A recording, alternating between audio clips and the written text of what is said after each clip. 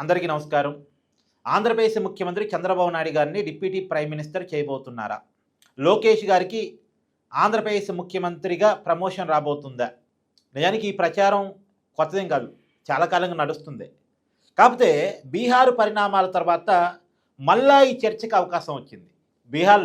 బీహార్ ముఖ్యమంత్రిగా ఉన్న నితీష్ కుమార్ తన పదవికి రాజీనామా చేసి రాజ్యసభకు వెళ్ళి కేంద్ర మంత్రిగా బాధ్యతలు తీసుకోవటం, నితీష్ కుమార్ కుమారుని డిప్యూటీ ప్రైమ్ మినిస్టర్గా పెట్టి సీఎం పీఠాన్ని బీజేపీ బీహార్లో తీసుకోవటం, ఈ పరిణామాల తర్వాత నితీష్ కుమార్ని ఎలా అయితే కేంద్రంలో తీసుకొని, కాకపోతే నితీష్ కుమార్ కుమారుడికి డిప్యూటీ సీఎం ఇచ్చారు, ఎలాగైతే బీహార్లో జరిగిందో అలాగే ఏపీలో కూడా చంద్రబాబు నాయుడు గారిని కేంద్రంలో తీసుకొని నారా లోకేష్ గారికి ఒక ప్రమోషన్ ఇవ్వబోతున్నారు, ఆంధ్రప్రదేశ్ ముఖ్యమంత్రి చేయబోతున్నారు అనేటువంటి ప్రచారం ఊపందుకుంది. నిన్న కూడా దీని మీద వీడియోలు చేసి క్లారిటీ ఇచ్చే ప్రయత్నం చేశారు.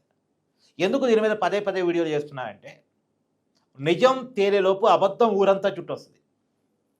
నిజం ప్రజలకు చేరాలంటే పదే పదే దాని మీద మాట్లాడటం అవసరం అనేది నా అభిప్రాయం. మీ అభిప్రాయాన్ని కూడా కామెంట్ చేయండి. దయచేసి ఈ వీడియో ఎక్కువ మందిలోకి వెళ్ళటం కోసం లైక్ చేయండి. మీ లైకే ఈ వీడియోని ఎక్కువ మందిలోకి చేర్చింది. అలాగే మీ అభిప్రాయాన్ని కూడా కామెంట్ చేయండి. నేను చెప్పేది ఏంటంటే, అసలు ఆ ప్రచారం అంతా అబద్ధం. ఆ ప్రచారం పూర్తిగా జనసేన టీడీపీ మధ్య గ్యాప్ తీసుకురావటం కోసం జరుగుతున్నటువంటి ఒక ప్రచారం, పనిగట్టుకొని చేస్తున్న ప్రచారం. అదేందో నాకు అర్థం కావట్లేదు. నారా లోకేష్ సీఎం కావాలని టీడీపీ కార్యకర్తల కంటే ఎక్కువ వైసీపీ కార్యకర్తలు భావిస్తున్నారు, కోరుకుంటున్నారు.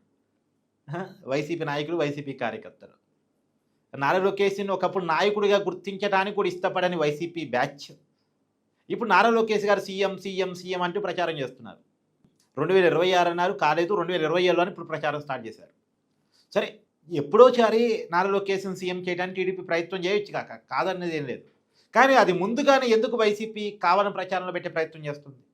ఇప్పటికైతే సీఎం పదవిని మార్చాలనే ఆలోచన టీడీపీ, జనసేన, బీజేపీ కూటమి మధ్య లేదు.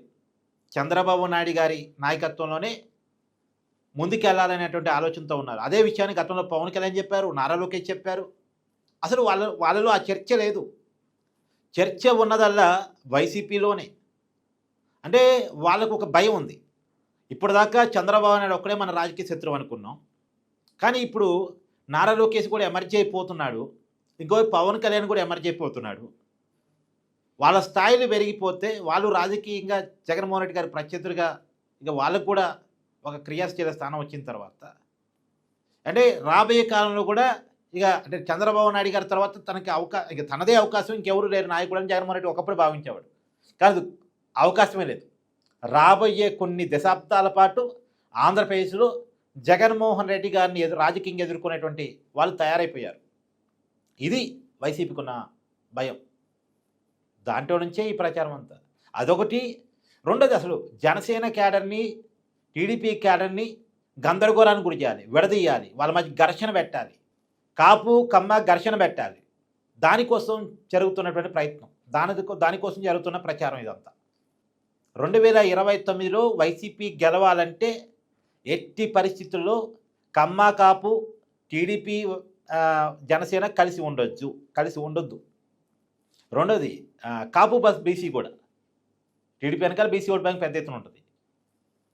కాపు ప్లస్ బీసీ, కాపు ప్లస్ కమ్మ, అంటే ఈ సామాజిక వర్గాలన్నీ ఐక్యంగా ఉంటే తన చేతిలోకి అధికారం రాదు అనేటువంటి జగన్మోహన్ రెడ్డి గారికి ఉన్న భయం.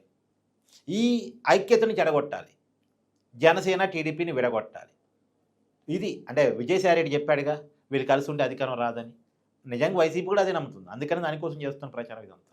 కానీ ఇదంతా నమ్మాల్సిన అవసరం లేదు, ఇదంతా ఉట్టుటిదే. కానీ చంద్రబాబు నాయుడు గారికి కేంద్రంలో ఆఫర్ ఉన్నమాట వాస్తవం. ఇప్పటి నుంచి కదా, ఎప్పటి నుంచే ఉంది.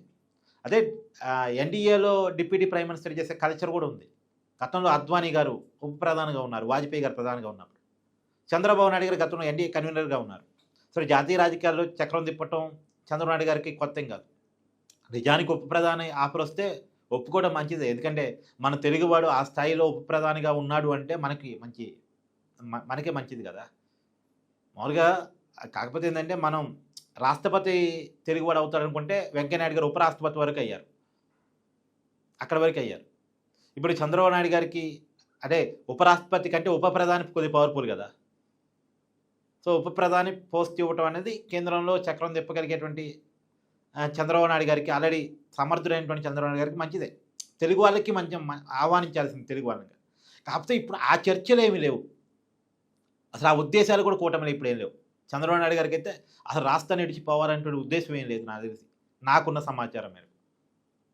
రాష్ట్రాన్ని గట్టెక్కించాలి, ముందు అమరావతిని కంప్లీట్ చేయాలి. ఎందుకంటే అమరావతిని అంటే భూములు ఇచ్చిన వాళ్ళంతా కూడా చంద్రబాబు నాయుడు గారిని చూసి ఇచ్చారు. అమరావతికి ఒక రూపాన్ని కల్పించాలి, ఆంధ్రప్రదేశ్కి ఒక బ్రాండింగ్ కల్పించాలి, పరిశ్రమలు పట్టుకురావాలి.